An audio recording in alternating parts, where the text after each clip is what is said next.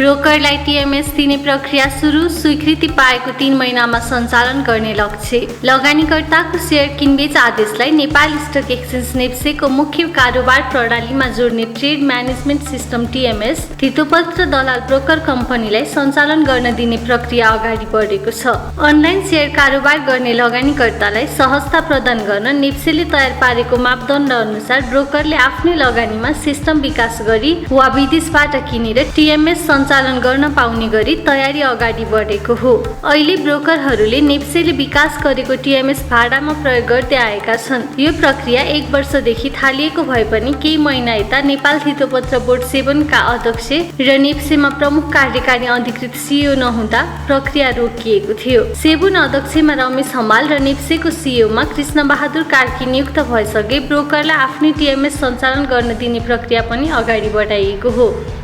IME general इन्सुरेन्सको हकप्रद आजबाट खुल्यो। माघ 27 गतेसम्म कायम हुनेले भर्न पाउने। आईएमई जनरल इन्सुरेन्स कम्पनी लिमिटेडले आज फागुन 22 गते आइतबारबाट हकप्रद सेयर निष्कासन तथा बिक्री खुल्ला गरेको छ।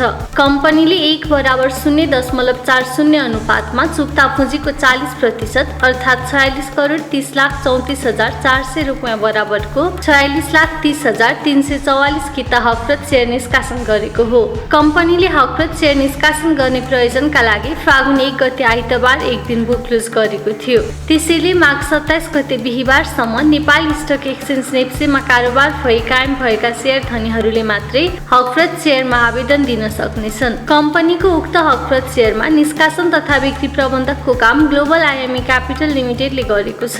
लगानीकर्ताले बिक्री प्रबन्धक global IME capital limited, IME general इन्सुरेन्सका कार्यालयहरू र नेपाल धितोपत्र बोर्डबाट स्वीकृति प्राप्त गरेका सम्पूर्ण सियामा सहभागी बैंक तथा वित्तीय संस्था र तिनका शाखा कार्यालयहरूबाट आवेदन दिन सक्नेछन्। यसका साथै मेरो सेयरबाट अनलाइन मार्फत पनि हकप्रद भर्न सकिनेछ। छ्याङदी हाइड्रोपावरको 30% हकप्रद बाँडफाँड, 59,000 किता सेयर लिलामीमा आउने। छ्याङदी हाइड्रोपावर कम्पनी लिमिटेडले माघ 11 गतेदेखि फागुन 2 गतेसम्म 10:3 को अनुपातमा निष्कासन तथा बिक्री खुल्ला गरेको हकप्रद सेयरको बाँडफाँड सम्पन्न भएको छ। कम्पनीले 10:3 अनुपातमा 100 रुपियाँ अंकित दरमा कुल 8,93,02,500 रुपियाँ बराबरको 8,93,025 किता हकप्रद सेयर निष्कासन गरेको थियो। हकप्रद रितपूर्वक आवेदन दिएका 28,311 जना शेयर धनीहरूलाई कुल 8,33,191 किता हकप्रद शेयर बाँडफाँड गरिएको बिक्री प्रबन्धक ग्लोबल आईएमई क्यापिटल लिमिटेडले जानकारी दिएको छ। त्यसैगरी कम्पनीले हकप्रद मार्फत नबिकेको 59,834 किता हकप्रद शेयर अब लिलाम बराबर गरी बिक्री खुल्ला गर्ने पनि जानकारी दिएको छ। शेयर बजारमा उतार चढाव, नेप्से परिसूचक घट्दा बढ्यो सेन्सिटिभ।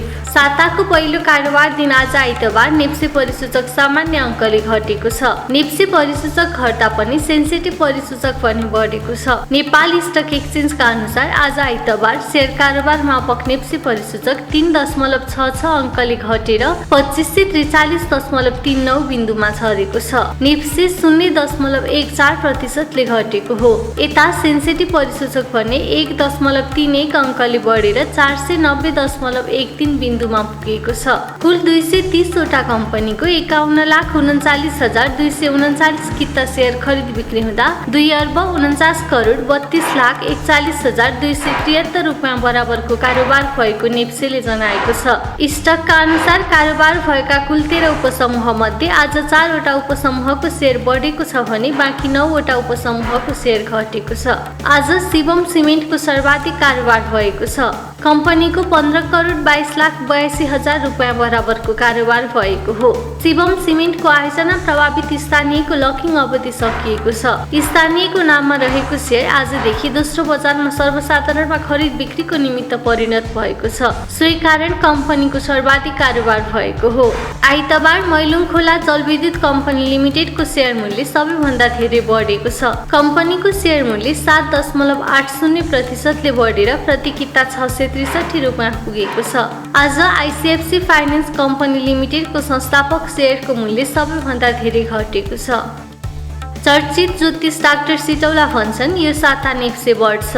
चर्चित ज्योतिष डाक्टर सुनिल सिटौलाले यो साता शेयर बजार बढ्ने प्रक्षेपण गरेका छन्। आफ्नो फेसबुक पेजमा एक स्ट्याटस लेख्दै उनले गत साता शेयर बजारमा प्यानिक सेल आएका कारण बजार घटेकोले यो साता भने चन्द्रको उदय शुभ भएकाले प्यानिक सेलहरू घट्ने र नेप्से स्वाभाविक गतिमा अघि बढ्ने उल्लेख गरेका छन्। यसअघि अर्थ संसारसँगको विशेष कुराकानीमा सिटौलाले सन् 2022 नेप्सेका लागि खास वर्षको रूपमा दर्ज हुने बताएका थिए। सन् 2022 शुक्र ग्रहको प्रभाव बलियो रहेको र शुक्र ग्रह बलियो रहँदा शेयर बजारमा उछाल आउने गरेको बताउँदै उनले 2022 भित्रै नेप्से परिसूचकले 6000 को बिन्दु चुम्न सक्ने सम्भावना उच्च रहेको बताएका छन्। प्रोग्रेसिभ फाइनेन्सको साधारण सभा पुनः आह्वान, बोनस र मर्जर सम्बन्धी प्रस्ताव पारित हुने। प्रोग्रेसिभ फाइनेन्स कम्पनी लिमिटेडले यसअघि स्थगित भएको वार्षिक साधारण सभा पुनः आह्वान गरेको छ। फाइनेन्सको फागुन 19 गते बिहिबार बसेको सञ्चालक समितिको बैठकले गरेको निर्णय अनुसार फाइनेन्सको 25औं वार्षिक साधारण सभा चैत्र 16 गते बुधबार ज्यापु प्रज्ञा भवन भोल गणेश ललितपुरमा दिउँसो 1 बजेदेखि सुरु हुनेछ। सभामा गत वर्षको नाफाबाट फाइनेन्सका शेयर धनीहरू 6% बोनस शेयर र कर प्रयोजनका लागि 0.31% नगद लाभांश वितरण गर्ने प्रस्ताव पारित गरिनेछ। यसका साथै सभामा अन्य बैंक तथा वित्तीय संस्थासँग मर्ज वा एक्वायर हुनु परेमा त्यसको सम्पूर्ण जिम्मेवारी सञ्चालक समितिलाई दिने प्रस्ताव पनि पारित गरिनेछ। फाइनेन्सले साधारण सभा तथा लाभांश वितरण प्रयोजनका लागि पुस 19 गते एक दिन बुक क्लोज गरिसकेको छ। त्यसैले पुस 18 गतेसम्म नेपाली स्टक एक्सचेन्ज नेप्सेमा कारोबार भए कायम भएका शेयर धनीहरूले मात्र साधारण सभामा भाग लिन सक्नेछन्। शिवम सिमेन्टको स्थानीय शेयरको लकिङ अवधि सकियो, आजदेखि खुल्यो कारोबार। शिवम सिमेन्टको आयोजना प्रभावित स्थानीयको लकिङ अवधि सकिएको छ। स्थानीयको नाममा रहेको शेयर आजदेखि दोस्रो बजारमा सर्वसाधारणमा खरिद बिक्रीको निमित्त परिणत भएको छ। कम्पनीले आयोजना प्रभावित क्षेत्र मकवानपुर जिल्लाका स्थानीयहरूलाई प्रिमियम मूल्य सहित प्रति किता 200 रुपैयाँका दरले 7,85,305 किता शेयर बाँडफाँड गरेको थियो। कम्पनीले 2075 साल फागुन 22 गते आयोजना प्रभावित स्थानीयमा वितरण हुन नसकेको 94,695 किता शेयर समेत जोडेर कम्पनीले सर्वसाधारणमा 44,34,695 किता शेयर बाँडफाँड गरेको थियो। सोही अनुसार स्थानीयको शेयर बाँडफाँड भएको मितिले 3 वर्षसम्म लकिङ पिरियडमा रहने व्यवस्था पूरा गरी आजदेखि कम्पनीको स्थानीय तर्फको शेयर समेत सर्वसाधारण सरह दोस्रो बजारमा कारोबारका लागि योग्य बनेको हो। नेप्सेमा 47,10,000 किता बोनस सूचीकृत। नेपाल स्टक एक्सचेन्ज नेप्सेमा आज आइतबार एक कम्पनीको बोनस शेयर सूचीकृत भएको छ। स्टकका अनुसार चिलिमी जलविद्युत कम्पनी लिमिटेडको 7.5% बोनस बापतको 47,10,554.42 किता शेयर सूचीकृत भएको हो। कम्पनीको सञ्चालक समितिको बैठकले गत आर्थिक वर्ष 77-78 को मुनाफाबाट आफ्ना शेयर धनीहरूलाई हाल कायम चुक्ता पुँजीको 7.5% बोनस शेयर र कर प्रयोजनका लागि 7.5% नगद गरी कुल 15% लाभांश वितरण गर्ने प्रस्ताव गरेको थियो। तोलामा 1 लाख नाग्यो सुनको भाव एकै दिन 2000 ले वृद्धि। साताको पहिलो कारोबार दिन आज आइतबार सुनको मूल्य प्रति तोला 2000 रुपैयाँले बढेर तोलामा 1,01,900 रुपैयाँमा कारोबार भएको नेपाल सुन चाँदी व्यवसाय महासंघले जनाएको छ। आज चाँदीको मूल्य पनि तोलामा 35 रुपैयाँको दरले बढेर प्रति तोला 1,415 रुपैयाँमा कारोबार भएको नेपाल सुन चाँदी व्यवसाय महासंघले जनाएको छ। नेपाल पुँजी बजार लगानीकर्ता सङ्घको वनभोज कार्यक्रम भव्य रूपमा सम्पन्न। नेपाल पुँजी बजार लगानीकर्ता सङ्घद्वारा आयोजित वनभोज कार्यक्रम भव्य रूपमा सम्पन्न भएको छ।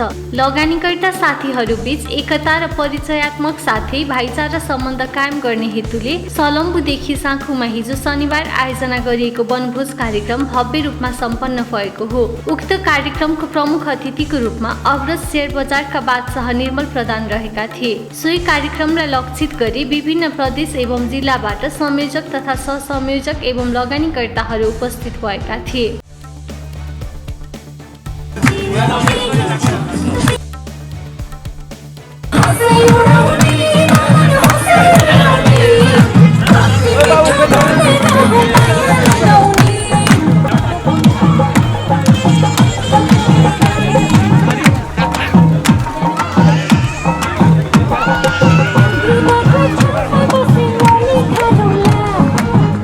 Thank you.